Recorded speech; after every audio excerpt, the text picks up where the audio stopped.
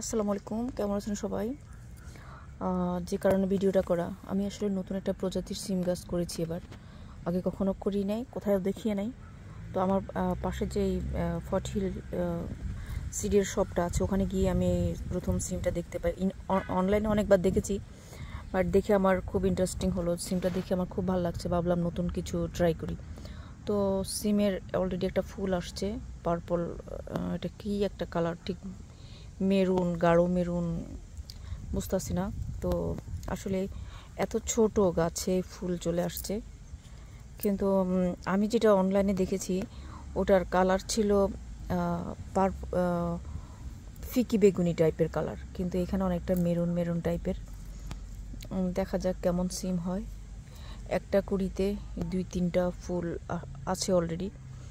আর গাছটা খুব একটা বড় না, একদম এখনও এক হাতও হয় নাই, এত ছোট গাছে ফুল চলে আসছে। তবে গাছের বয়স হয়েছে প্রায় 3 মাসের মতো। গাছটা হয়তো শীতের জন্য বাড়ছে না। আর এগুলো তো আসলে গরমের দেশের গাছ, সেম ওই গাছটাতেও ফুল চলে আসছে। আর সন্ধ্যা লগ্নে গাছের পাতাগুলো লজ্জাবতী পাতার মতো আসতে কেমন যেন চুপসে যায়।